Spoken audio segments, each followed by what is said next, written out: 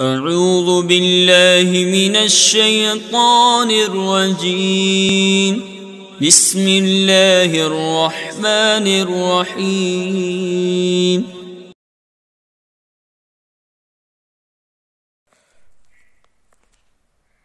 بسم الله الرحمن الرحيم اللهم صل على سيدنا ومولانا محمد وعلى آل سيدنا محمد صلى الله تعالى عليه وآله وسلم اللهم ربنا افتح علينا حكمتك وانشر علينا رحمتك يا ذا الجلال والإكرام رب يسر ولا تعسر وتمم بالخير اللهم رب زدني علما. محترم طلباء، آج ہم نحو میر کے اسباق شروع کرتے ہیں. نحو میر کے اسباق شروع کرتے ہیں. یہ کتاب نحو میر ہے. یہ کتاب علم نحو کی ابتدائی کتاب ہے اور بہت ہی جامع کتاب ہے، جو کہ عموماً کثیر مدارس اسلامیہ میں اس کی تعلیم دی جاتی ہے اور اساتذہ اس کو شوق سے پڑھاتے بھی ہیں. علم نحو کی ایک ابتدائی معیاری اعلیٰ کتاب ہے. علم نحو میں کتاب کا نام نحو میر ہے. نحو سے مراد علم نحو ہے، اور میر جو آپ دیکھ رہے ہیں، نحو میر اضافت ہے. تو میر جو آپ دیکھ رہے ہیں، میر سے مراد مصنف علیہ الرحمہ، جیسے کہ نیچے خود نام لکھا ہے، میر سید شریف علی بن محمد جرجانی. تو میر مصنف کو کہا جاتا تھا. میر یہ امیر کا مخفف ہے. امیر کا مخفف ہے. میر کی جو اصل ہے وہ ہے امیر. الف کو گرا دیا گیا. تو اس کا معنی آتا ہے حاکم، رئیس، سردار، اس کے معنی میں آتا ہے. تو میر یہ امیر کا مخفف ہے. اصل اس کی امیر ہے. الف کو گرا دیا گیا. معنی اس کا کیا ہے؟ رئیس، سردار، حاکم، اس کے معنی میں آتا ہے. اس کے بعد آپ کو بات پتہ ہے کہ ہم کسی بھی علم کو شروع کریں تو علم کو شروع کرنے سے پہلے چند بنیادی باتوں کا جاننا ضروری ہوتا ہے. چند بنیادی باتوں کا جاننا ضروری ہوتا ہے. باتیں تو بہت ہے، لیکن چند باتیں جو ضروری ہے وہ یہ کہ پہلے تو ہمیں یہ معلوم ہونا چاہیے کہ جس علم کو ہم شروع کر رہے ہیں اس علم کی تعریف کیا ہے، اس کا موضوع کیا ہے، اس علم کی غرض و غایت کیا ہے، اور چوتھی چیز یہ بھی کہ اس علم کی فضیلت کیا ہے، اہمیت کیا ہے. پانچویں چیز اس علم کے واضح مدون کون ہے. چھٹی چیز جس علم کو ہم پڑھ رہے ہیں اس علم کا نام علم نحو کیوں رکھا گیا. ساتویں چیز علم نحو کا حکم کیا ہے. آٹھویں چیز اس علم کے مشہور ائمہ کون ہے. اور نویں چیز جو ہمیں معلوم کرنی ہے یہاں پر وہ یہ کہ جس کتاب کو ہم پڑھ رہے ہیں اس کتاب کے مصنف کون ہے اور ان کے حالات زندگی کیا ہے. تو یہ 9 چیزیں ہیں، لیکن ان میں سے چونکہ یہ کتاب ہم نے ابھی شروع کی ہے اور یہ علم نحو کی ایک ابتدائی کتاب ہے، تو اسی وجہ سے زیادہ تفصیلات میں نہ جا کر ہم صرف 4 چیزوں پہ اکتفا کریں گے. کتنی چیزوں پہ؟ 4 چیزوں پہ. پہلی چیز جو ہمارا 4 چیز نہیں 5 چیزیں لے لیں آپ. 5 چیزیں، کیونکہ کتاب کے مصنف کون ہے اس کے بارے میں بھی جو ہے تھوڑی بہت معلومات ہونی چاہیے ہمیں. تو جو ہے 5 چیزیں لے لیں. 5 چیزوں کے بارے میں ہم آپ کو بتائیں گے. پہلی چیز کیا ہے؟ علم کی تعریف. علم سے مراد میرے علم نحو ہے. علم نحو کی تعریف کیا ہے. دوسری، اس علم نحو کا موضوع کیا ہے. اور تیسری چیز جو ہے علم نحو کی غرض و غایت کیا ہے. اور چوتھی چیز اس علم کے واضح، اور 5ویں چیز مصنف کتاب. اس کے بارے میں بس 5 چیزیں ہمیں معلوم کرنی ہیں. تو آئیے سب سے پہلے علم نحو کی تعریف. اس سے پہلے میں آپ کو دو باتیں یہ بتا دوں کہ ہمیں سب سے پہلے علم کی تعریف جاننا کیوں ضروری ہے. آپ دیکھیں، جس چیز کو آپ پڑھ رہے ہیں اور اس کے بارے میں آپ کو معلومات نہیں کہ وہ کیا شے ہے، کیا چیز ہے، تو لازم آئے گا کہ آپ ایسی چیز کو طلب کر رہے ہیں کہ جس کے بارے میں آپ کو کچھ معلوم نہیں، یعنی ایسی صورت میں مجہول مطلق کا طلب لازم آئے گا، اور یہ درست نہیں ہے. علم نحو کا جو موضوع ہے اس کا جاننا کیوں ضروری ہے؟ تو اس کا جاننا بھی اس لیے ضروری ہے کہ علم کا امتیاز، کوئی بھی علم ہو، علم نحو ہو، علم صرف ہو، علم منطق ہو، علم فلسفہ ہو، حکمت ہو یا فقہ ہو وغیرہ وغیرہ، جتنے بھی علوم ہیں، علوم آپس میں ایک دوسرے سے جو ممتاز ہے وہ ہے محض موضوع کی وجہ سے. کس کی وجہ سے؟ موضوع کی وجہ سے.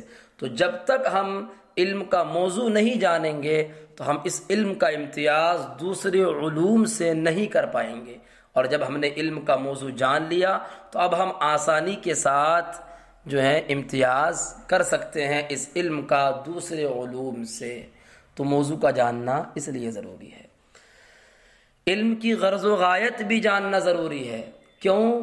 اس لیے ضروری ہے کہ آپ اس علم کو کیوں حاصل کر رہے ہیں، آپ کا مقصد کیا ہے.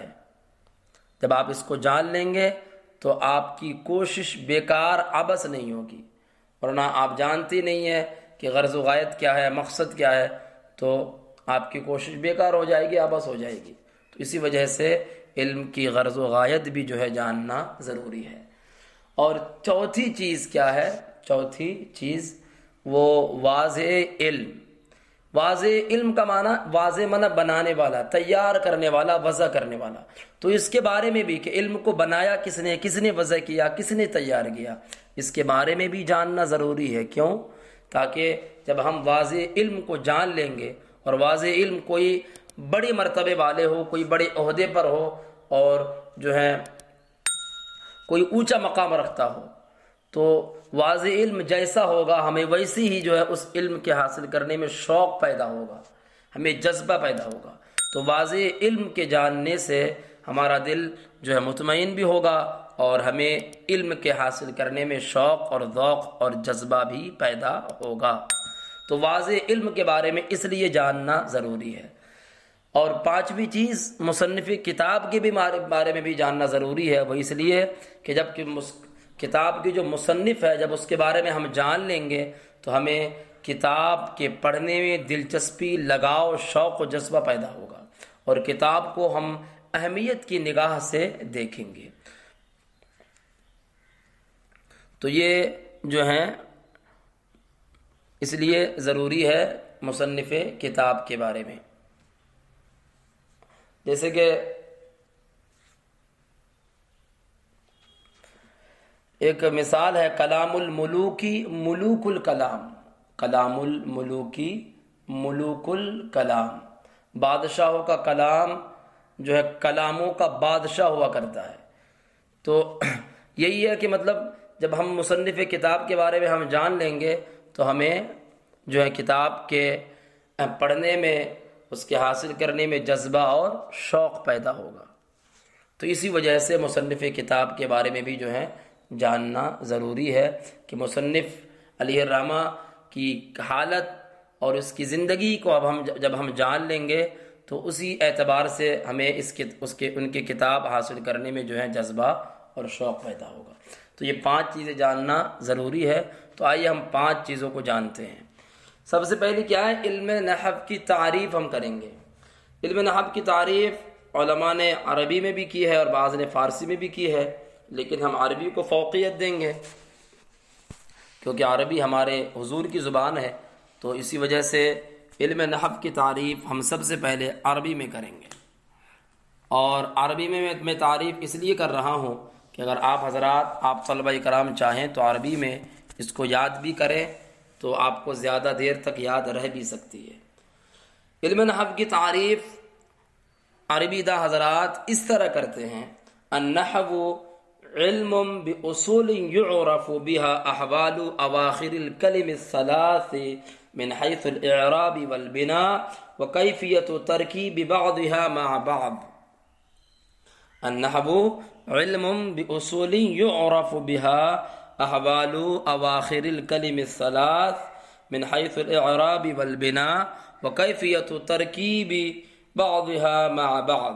تو یہ تعریف عربی میں کر دی. اب آئیے اس کا اردو میں ترجمہ کرتے ہیں. علم نحو ایسے اصولوں کے جاننے کا نام ہے کہ جن کے ذریعے تینوں کلموں کے آخر کے احوال معرب اور مبنی ہونے کے اعتبار سے پہچانے جاتے ہیں، اور بعض کلموں کو بعض کے ساتھ ملانے کی کیفیت اور اس کا طریقہ جو ہے معلوم ہوتا ہے. یعنی علم نحو میں ہوتا کیا ہے؟ علم نحو ان اصولوں کے جاننے کا نام ہے کہ جب ہم ان اصولوں کو جان لیں گے تو ان اصولوں کی وجہ سے تینوں کلمے سے مراد اسم فعل حرف، ان کی آخر حالت کو ہم جان سکتے ہیں کہ معرب ہے یا مبنی ہے. مبنی، معرب اور مبنی ہونے کے اعتبار سے ان کی آخری حالت کو ہم جان سکتے ہیں. کیونکہ علم نحو میں بھی جو بحث ہوتی ہے وہ تینوں کلمے کے آخری حالت سے ہوتی ہے. آخری حالت سے ہوتی ہے کہ بدلے گا کہ نہیں بدلے گا، بدلتا ہے یا نہیں بدلتا، زبر آئے گا، زیر آئے گا یا پیش آئے گا، زبر آیا تو زبر کیوں آیا، زیر آیا تو زیر کیوں آیا، پیش آیا تو پیش کیوں آیا. ان تمام چیزوں سے علم نحو میں بحث ہوتی ہے.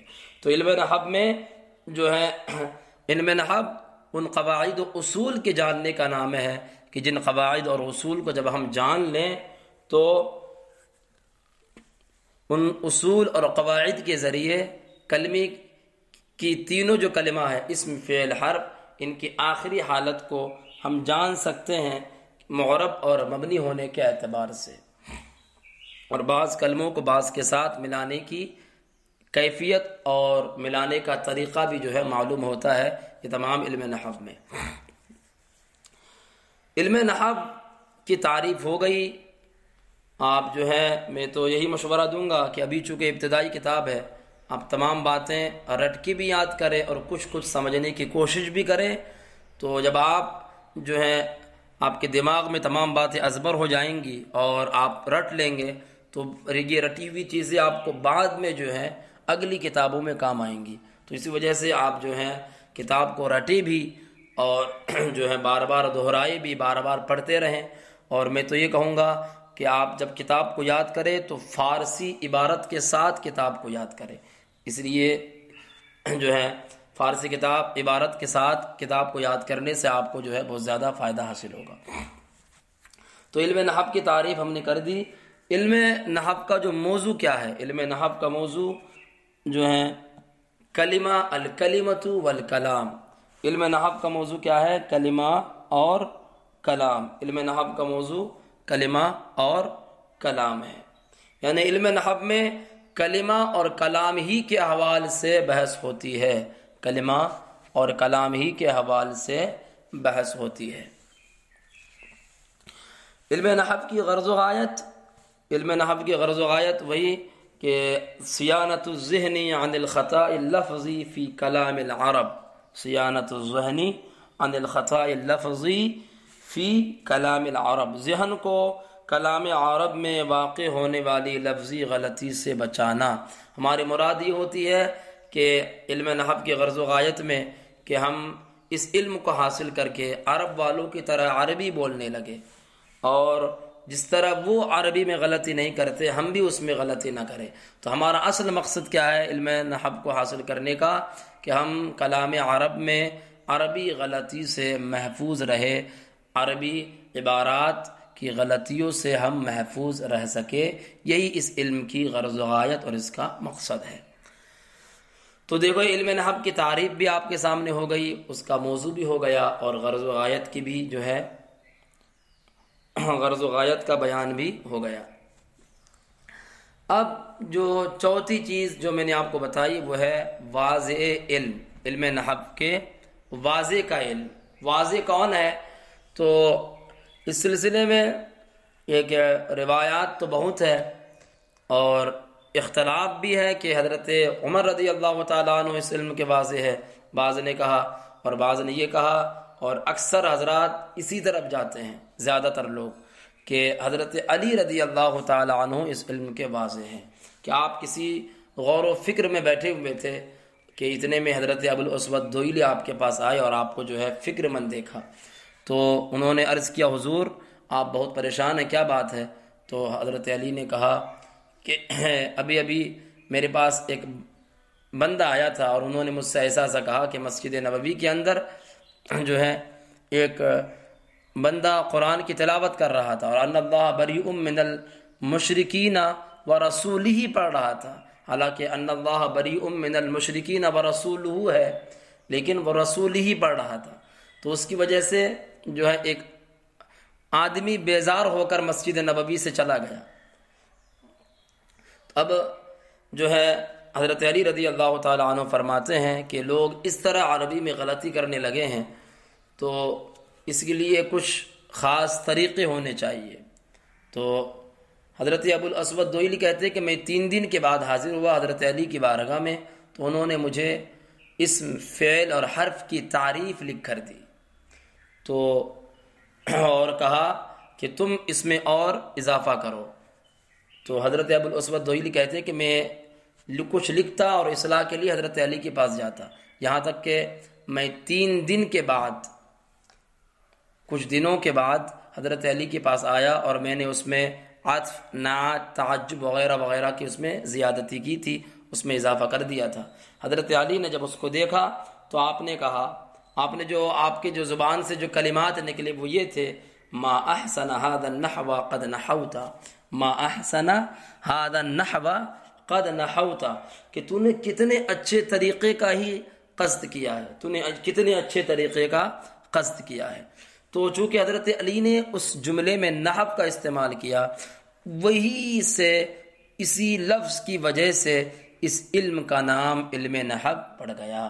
تو آپ دیکھیں اس میں آپ کو دو باتیں معلوم ہو گئی، ایک تو واضح کون ہے، تو معلوم ہوا کہ واضح اس علم کے حضرت علی رضی اللہ تعالی عنہ ہیں، اور دوسری بات معلوم کیا ہوئی آپ کو کہ علم نحو کا نام نحو کیوں رکھا گیا، تو وہی حضرت علی نے جو جملہ استعمال کیا تھا، ما احسن هذا النحو قد نحوت، تو وہی سے اسی لفظ کی وجہ سے اس علم کا نام علم نحو پڑ گیا، علم نحو پڑ گیا، علم نحو پڑ گیا۔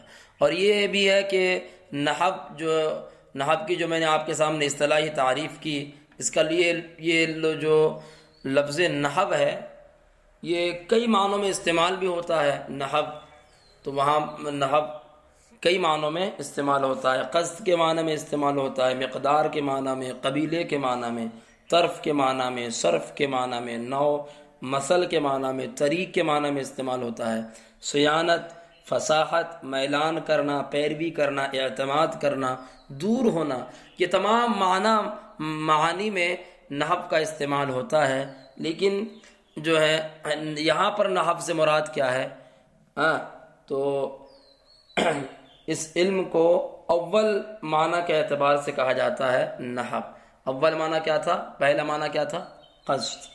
تو قصد کے معنی کے اعتبار سے اس علم کو علم نحو کہا جاتا ہے، پہلے معنی کے اعتبار سے۔ تو یہ ہوئی واضح علم، اور علم کا نام نحو کیوں رکھا گیا، اس میں 2 باتیں ہمیں معلوم ہو گئی۔ ایک تو واضح علم کہ علم کے واضح، علم نحو کے واضح کون ہے؟ حضرت علی رضی اللہ تعالی عنہ۔